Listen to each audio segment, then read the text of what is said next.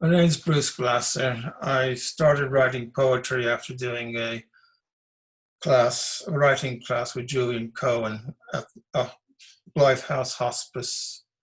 I went to the hospice for help with Parkinson's, and with Julian's guidance, he unleashed a torrent of writing. So I'd like to read you some of the work I've done, and taking in mind that some of it deals with the difficulties with disability. So my first poem is Courage.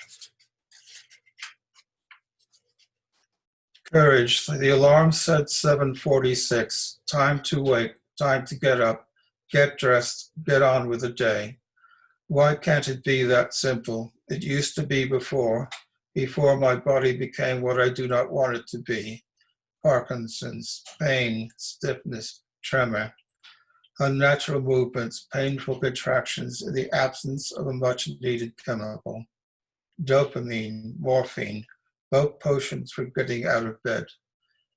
Throw the blankets off, get up. I need courage, I need strength, I need to tame my mind of useless thoughts, difficult twisting thoughts that turn my days into a collection of mental circus acts to bash the nonsense.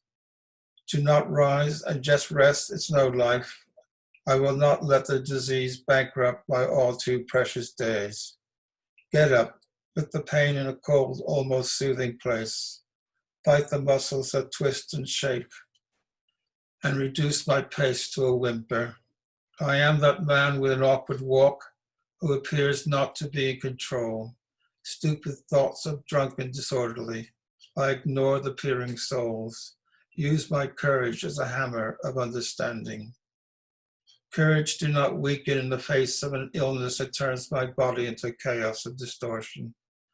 Please do not fail me. I am an old man, and I need my courage. I need it more than the sun needs its burning light. I need, I want, I am. I want to write a poem today.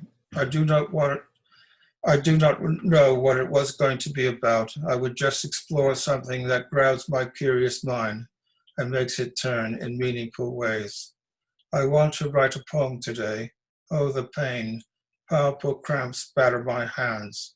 I look like Frankenstein when he tries to eat a bowl of slippery fish. I wanted to write a poem today.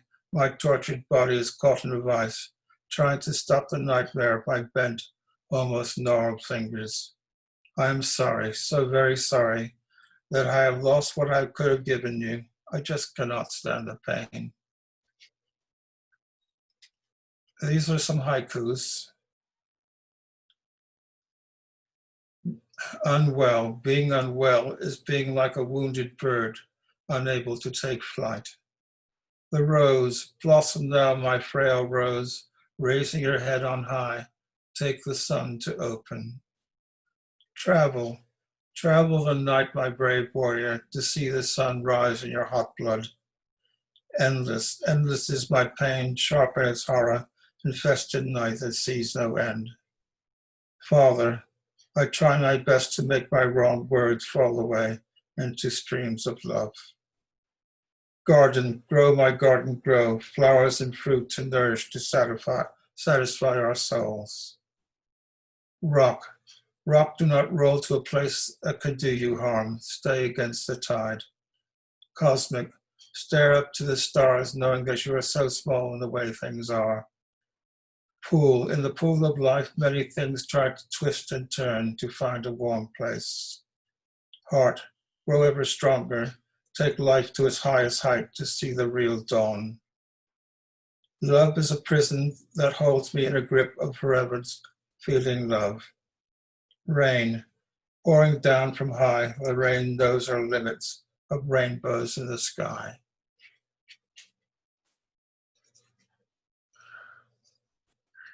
I regret that I did not give you as much as I could have. I regret what I can no longer give. I regret the human cost of what has stricken me. I regret the dreams lost in pain. I regret mistakes that have cost me my respect. I regret having written these awkward words. The lion paused to strike every muscle like stone. The lion waits, his eyes sharp on his impending kill. The herd had picked up the lion's scent. Moving as one, they make strong paths into the razor grass, knowing its cutting edges will wound their skin, but keep them safe. The lion drops his head. Old man, he sat quietly, his head in his hands. Finally looking up, he could not contain a sudden surge of energy. I could just make out a rush of color to his wrinkled cheeks. It was as if his youth had returned with a mighty bang. His eyes now bright, reflecting the sun. He stood up, his legs no longer unsteady. A smile as broad can be spread across his face so quickly that it turned his head. His eyes caught mine. I smiled back, and he just nodded and walked away, as if his sudden flush of youth was just a pleasant accident. This is a poem about the end of the year, inspired by Julian as a sort of exercise, but it stuck with me, so I'm going to read it to you. By the end of the year, I will touch parts of my spirit that subs me to new horizons. I will see the light of energy and travel on the winds of my imagination. I will believe in the power of life to answer the mysteries that haunt me. I will never again distrust the logic of nature.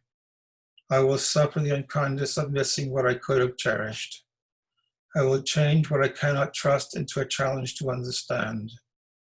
I will not forgive the feelings that have hurt me. I will be terrified of losing the sense of wonder. I will not be able to change the fact that I'm challenged by Parkinson's. The worm slithered along the path in front of him, a glimpse of what it thought was paradise. Black and wet, smelling of rain, the worm pressed again and again into what it thought was warm, welcoming earth. Tarmac. Was it dropped by a bird, or did the worm just take a wrong turn, seduced by the wet blackness? My wife tried to pick the worm up with her hand in a cupped position. The worm curled into a tortured knot, twisting and turning. A gentle tissue was a far greater success.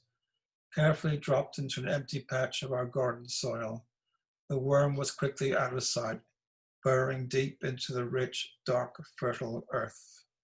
The next day, a bird left a nasty mess on our windscreen.